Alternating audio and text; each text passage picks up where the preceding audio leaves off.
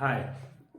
आज हम लोग नाव धारा चैप्टर को बिल्कुल अच्छी तरह देखेंगे और आप लोग समझने का प्रयास करेंगे और जो बात समझ में ना आए उसको कमेंट में बताएंगे ताकि मैं उसे और स्पष्ट कर सकूं। देखिए, सबसे पहले समझते हैं कि नाव धारा चैप्टर में क्या पढ़ना है। देखिए, मान लेते हैं कि एक नदी है।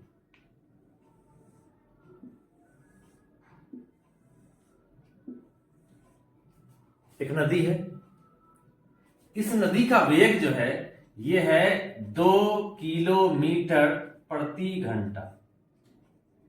2 किलोमीटर प्रति घंटा के वेग से ये नदी बह रही है।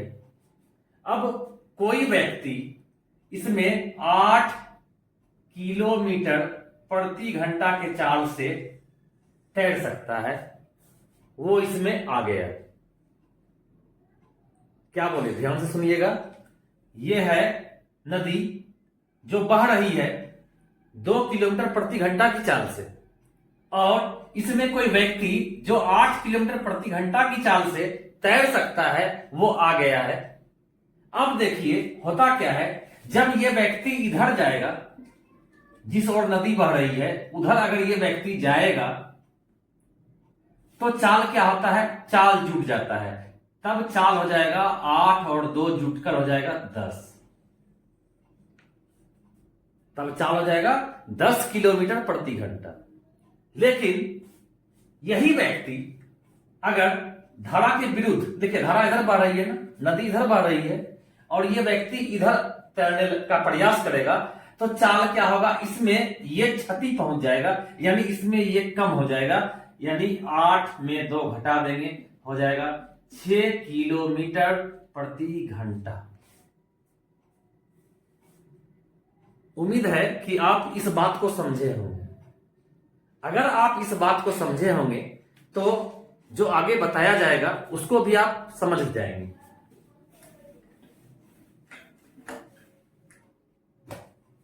इस चैप्टर में सबसे मेन ये बात को समझना है।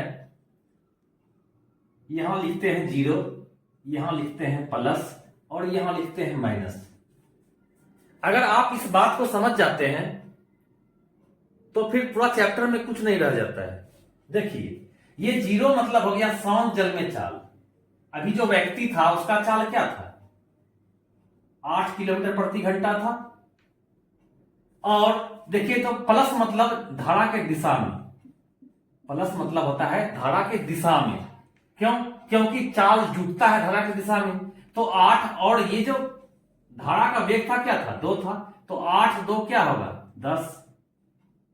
अब देखिए विरुद्ध में माइनस से इंडिकेट करते हैं तो कितना घटेगा, 8 में 2 घटेगा तो क्या हो जाएगा, 6 होगा। अब देखिए एक बात, अगली बात को समझिए। अगर आपको बोला जाए कि किसी व्यक्ति का धारा के दिशा में चाल 12 किलोमीटर प्रति घंटा है और धारा के विरुद्ध चाल 8 किलोमीटर प्रति घंटा है। देखिए, धारा के दिशा में चाल 12 किलोमीटर प्रति घंटा है, धारा के विरुद्ध चाल 8 किलोमीटर प्रति घंटा है।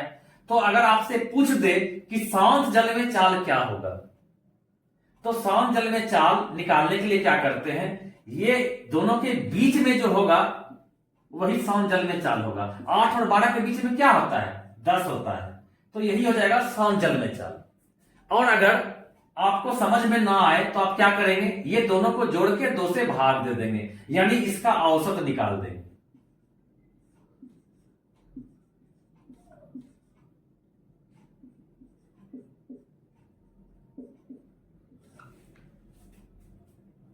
क्या बात समझ में आ रहा होगा, उम्मीद है। अब आगे हम लोग क्वेश्चन करेंगे, क्वेश्चन देखेंगे और क्वेश्चन आपके स्क्रीन पर रहेगा, आप क्वेश्चन पढ़ सकते हैं। प्रश्न है, एक नदी की धारा की गति 3 किलोमीटर प्रति घंटा और स्थिर पानी में एक व्यक्ति के तैरने की गति 5 किलोमीटर प्रति घंटा है। तदनुसार उस व्यक्ति को धारा के साथ 26 किलोमीटर तैरने में कितना समय लगेगा। देखिए, आपको बोला जा रहा है, सबसे पहले आपको बोले हैं कि इसका प्रयोग करना है आपको। आपको बोला जा रहा है कि एक नदी की धारा की गति, तो धारा की गति को यहां लिखते हैं, धारा की गति है 3 किलोमीटर प्रति घंटा। उसके बाद बोला जा रहा है कि स्थिर पानी में एक व्यक्ति के तैरने की गति 5 किलोमीटर प्रति घंटा है।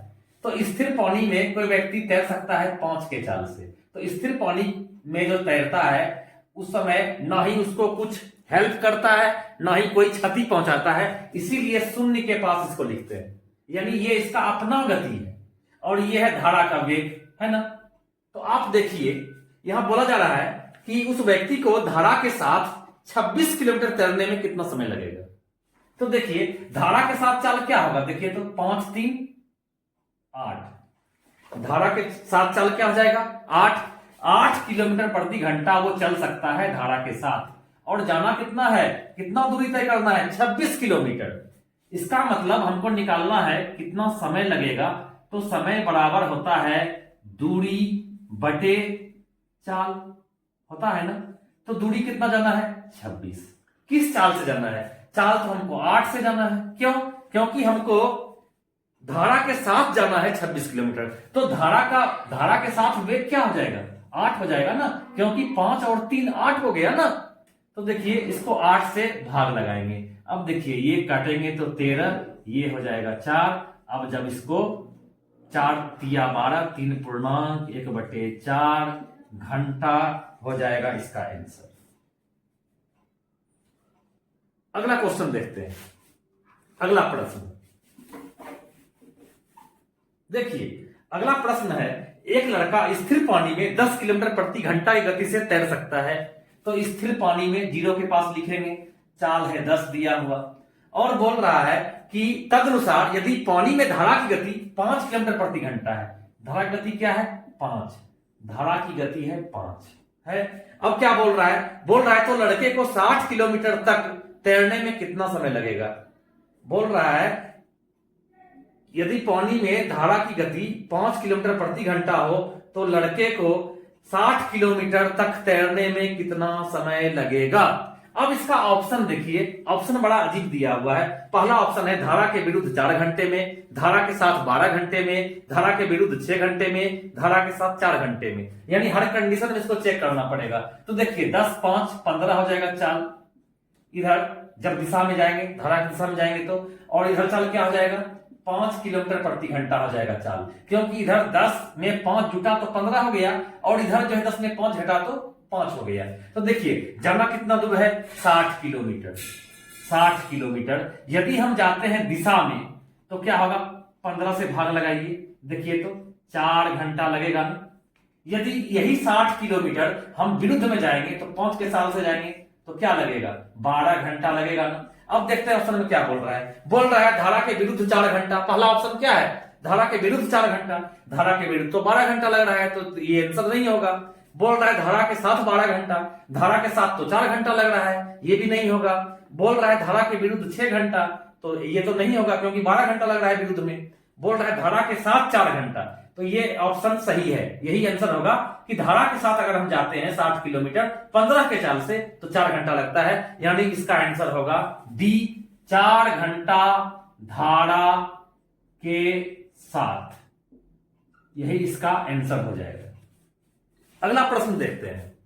अगला प्रश्न देखिए क्या है। अगला प्रश्न है कि एक नाव बहते हुए जल में यानी शांत जल में 13 किलोमीटर प्रति घंटा की चाल से चल सकती है यदि धारा की गति 4 किलोमीटर प्रति घंटा है। यदि धारा की गति क्या है 4 किलोमीटर प्रति घंटा है तो 68 किलोमीटर अनुप्रवाह में, अनुप्रवाह मतलब होता है दिशा में, अनुप्रवाह मतलब होता है दिशा में। तो देखिए तो दिशा में जब जाएंगे तो 13 4 17 हो जाएगा ना चाल, और दिशा में जाना है कितना 68 किलोमीटर। तो बोलता है कितना समय लगेगा, तो समय बराबर क्या होता है, समय बराबर होता है दूरी बटे चाल।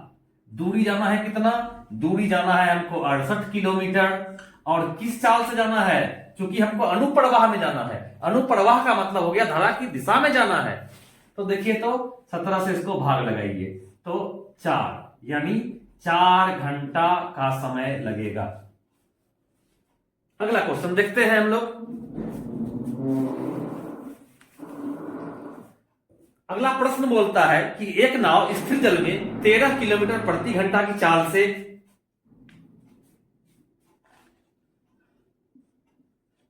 एक नाव स्थिर जल में 13 किलोमीटर प्रति घंटा गति से जाती है। यदि धारा की गति 4 किलोमीटर प्रति घंटा है, धारा की गति कितना है 4 किलोमीटर प्रति घंटा, तो बोलता है तो नाव द्वारा धारा की दिशा में 68 किलोमीटर जाने में लिया गया समय। धारा की दिशा में सेम वही क्वेश्चन है ना, धारा की दिशा में जाना है। तो देखिए तो जाएगा 13 4 17 के चाल से 68 किलोमीटर जाना है 68 किलोमीटर 17 के चाल से, तो हो जाएगा 4 घंटा आंसर। अब अगला क्वेश्चन देखते हैं।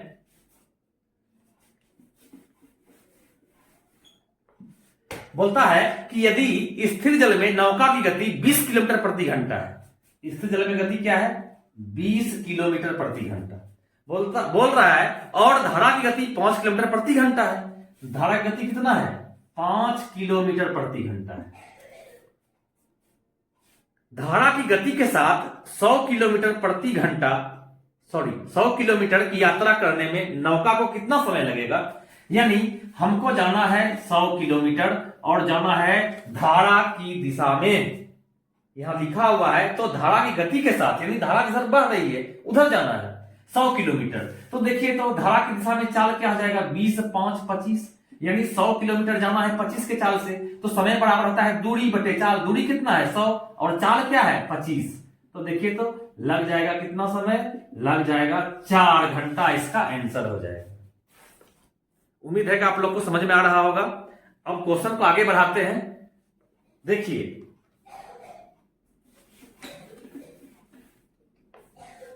प्रश्न है कोई मोटर बोट शांत जल में 18.5 किलोमीटर प्रति घंटा, शांत जल में 18.5 किलोमीटर प्रति घंटा की चाल से चल सकता है यदि वह जल प्रवाह के विपरीत यानी विरुद्ध, यदि वह जल प्रवाह के विपरीत 60 किलोमीटर की दूरी 4 घंटे में जाता हो।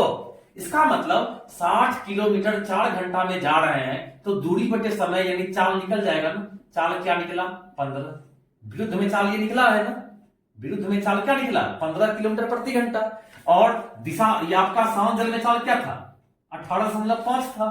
अब देखिए बोलता है तो की रफ्तार क्या है, तो देखिए शांत जल में चाल क्या है, शांत जल में चाल तो है 18.5 और विरुद्ध में चाल है 15, तो ये घटा होगा ना। ये जो कम हो गया किस कारण घटा है, ये घटा है धारा का वेग के कारण ना।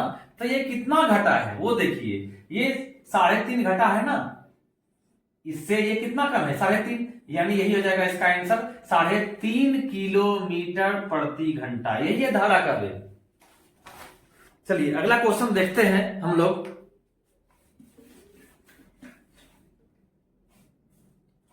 अगला क्वेश्चन है कि एक स्टीमर धारा के विपरीत दिशा में 3 घंटे में 72 किलोमीटर जाता है। देखिए धारा के विपरीत दिशा में बोल रहा है कि 72 किलोमीटर 3 घंटे में, इसका मतलब दूरी बटे समय यानी चाल क्या रहा 24, विरुद्ध में चाल क्या आया 24 किलोमीटर प्रति घंटा। बोल रहा है यदि धारा की रफ्तार 3 किलोमीटर प्रति घंटा हो तो शांत जल में स्टीमर की चाल क्या है। अब देखिए ये जो धारा की गति है ये कितना है 3 है ना। अब देखिए तो इससे घट के ना ये हुआ होगा 3 घटा होगा ना इधर, तो 24 में 3 जोड़िए यहां पहुंचिए 27, शांत जल में चाल क्या हो गया 27 किलोमीटर प्रति घंटा हो गया। क्यों, क्योंकि 27 में 3 घटा होगा तब तो विरुद्ध में चाल आया 24, तो इसका आंसर क्या हो जाएगा 27 किलोमीटर प्रति घंटा।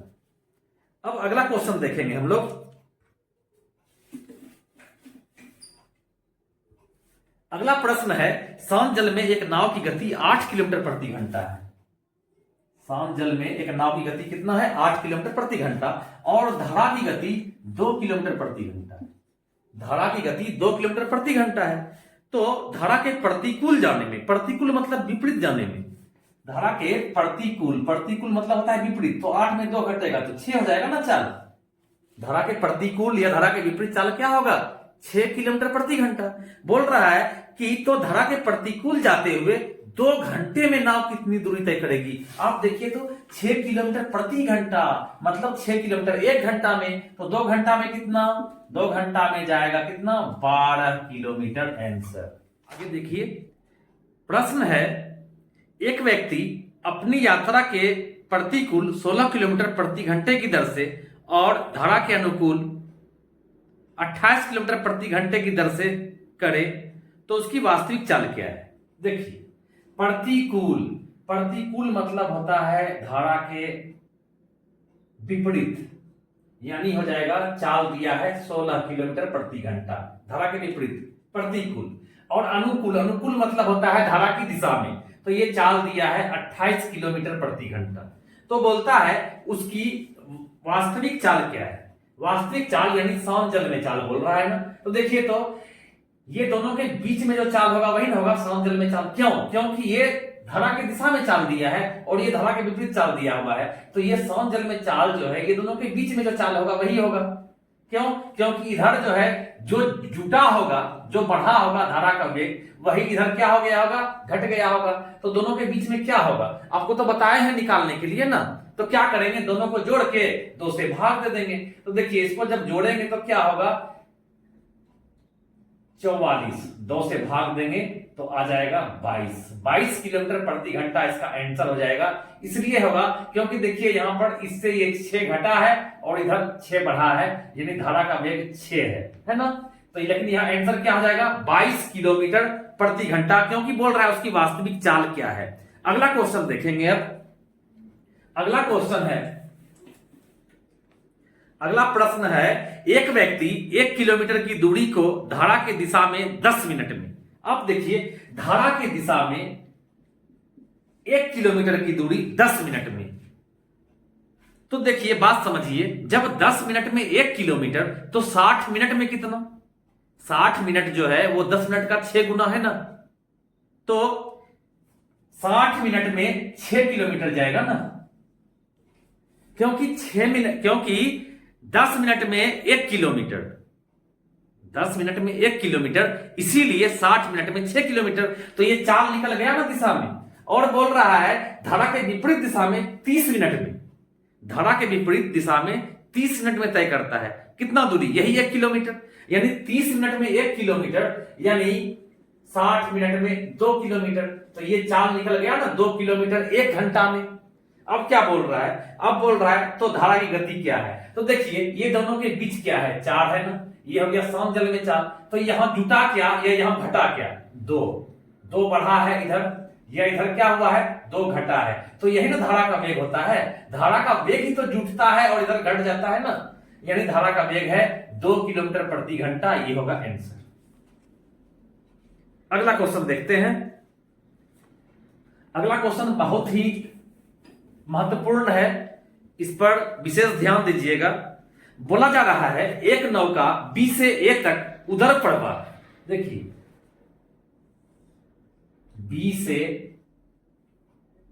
ए तक उधर प्रवाह और ए से बी तक अनुप्रवाह, यानी इधर जो है जा रहा है उधर प्रवाह में। उधर प्रवाह मतलब होता है विपरीत दिशा में, और फिर इधर आता है अनुप्रवाह में, यानी धारा के दिशा में। यानी नदी जो है, नदी का बहाव इधर है, तो बी से ए जा रहा है धारा के विपरीत और धारा की दिशा में फिर ए से बी तक लौट रहा है।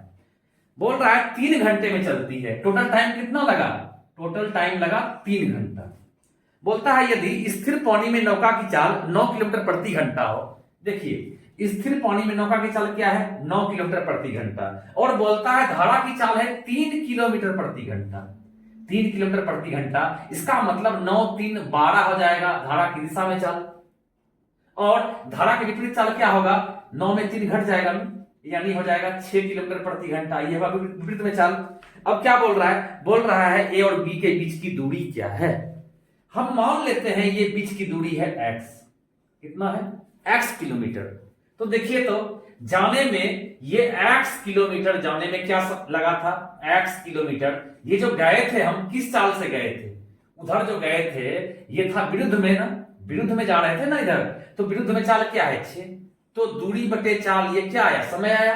और देखिए तो लौटने वक्त यही दूरी ना लौटे हैं, और किस चाल से लौटे हैं? चूंकि हम लौटे हैं धारा की दिशा में, तो धारा की दिशा में चाल क्या है? 12 है ना।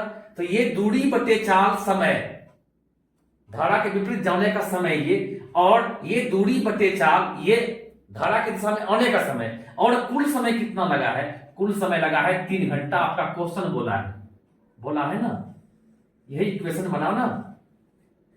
अब x का मान निकाल दिया जाए तो आंसर आ जाएगा ना।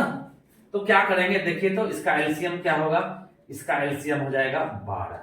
अब देखिए तो यहां 2x plus x equal to 3। अब देखिए क्या हो रहा है? हो रहा है 3x बाय 12 इक्वल टू 3 हो रहा है ना। अब ये और ये कट गया, x का मान क्या आया? 12, यानी 12 किलोमीटर ये दूरी है। ये दूरी कितना है? ये दूरी है 12 किलोमीटर, यहां से यहां की दूरी। अब हम लोग अगला क्वेश्चन देखेंगे।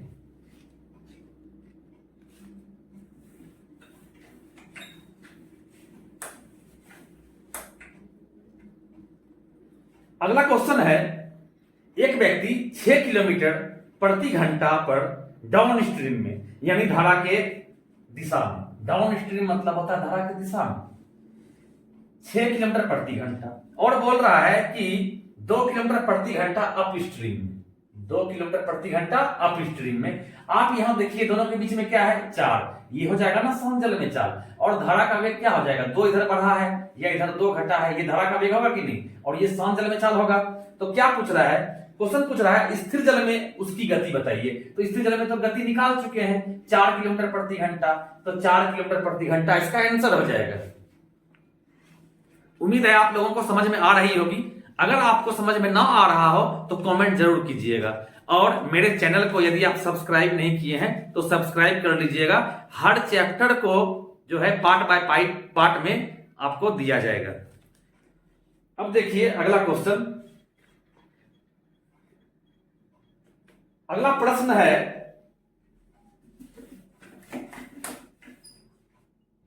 एक व्यक्ति धारा की दिशा में 11 किलोमीटर प्रति घंटा गति से, धारा की दिशा में 11 किलोमीटर प्रति घंटा गति से, वो धारा के विपरीत दिशा में 8 किलोमीटर प्रति घंटा गति से, धारा के विपरीत क्या? 8 किलोमीटर प्रति घंटा गति से चल सकता है। धारा की गति क्या है? आप सबसे पहले देखिए दोनों के बीच में क्या है। क्या करते हैं? बीच का निकालने से दोनों को जोड़ के 2 से भाग लगाते हैं, तो 19 का आधा क्या होगा? दोनों को जोड़ेंगे तो कितना आएगा? 19 का आधा क्या हो जाएगा? 19 का आधा हो जाएगा 9.5 होगा ना। तो देखिए तो यहां कितना बढ़ा? यहां कितना बढ़ा है? 1.5, या यहां कितना घटा है? 1.5। यही तो धारा का वेग होता है ना। यही हो गया आंसर, 1.5 किलोमीटर प्रति घंटा। अगला क्वेश्चन देखते हैं।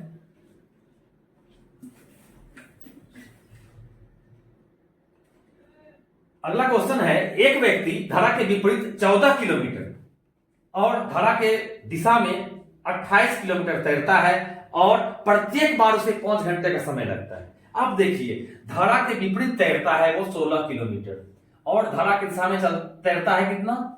28 किलोमीटर, और प्रत्येक बार उसको 5 घंटा का समय लगता है। यानी ये दूरी दिया हुआ है दोनों, और प्रत्येक बार 5 घंटा लगता है, तो 5 से भाग लगाइए इसको। तो देखिए दूरी बटे समय क्या होगा? चाल निकलेगा ना, और यहां भी दूरी बटे समय चाल निकलेगा, तो दोनों चाल निकल जाएगा। तो देखिए क्या करेंगे, अगर कुछ समझ में ना आए तो क्या कीजिए, नीचे 5 है ना, इसको 10 बना दीजिए 2 से गुना करके।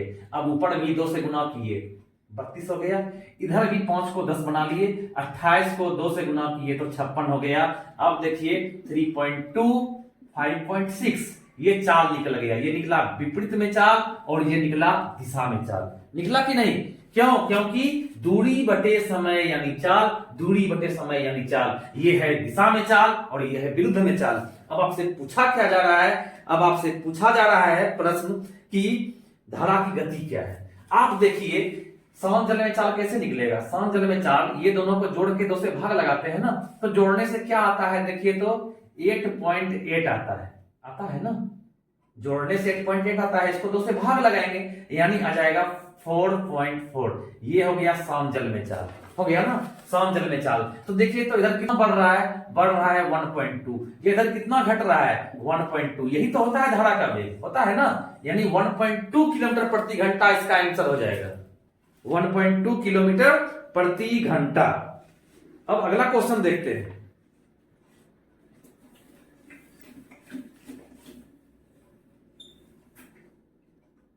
देखिए प्रश्न है, यदि शाम जल में नाव की चाल 9 किलोमीटर प्रति घंटा है और धारा की चाल 3 किलोमीटर प्रति घंटा है, किसी स्थान ए से बी की ओर धारा के अनुकूल, किसी स्थान ए से बी की ओर धारा के अनुकूल जाने तथा वापस आने में 3 घंटा का समय लगता है, 3 घंटा का समय लगता है। तो बोला जा रहा है ए और बी के बीच की दूरी क्या है, हम मान लेते हैं ये दूरी है x किलोमीटर। तो ये दूरी आप जो गए होंगे, आप गए होंगे किस चाल से, आप गए होंगे एक बार चाल जुट के, क्योंकि आप एक बार गए होंगे धारा की दिशा में, जब दिशा में गए होंगे तो शाम जल में चाल दिया हुआ है 9 और धारा का वेग कितना दिया है 3, यानी 9 3 12 के चाल से गए हैं। और जब आप यही दूरी लौटे हैं तो 9 में 3 घटा के लौटे हैं ना, क्योंकि जब आप एक बार गए हैं दिशा में तो एक बार लौटे होंगे विरुद्ध में, तो 9 में 3 घटाइए तो 6 और समय लगा कितना 3 घंटा। अब आप देखिए एक बार, दूरी बटे चाल, जाने वक्त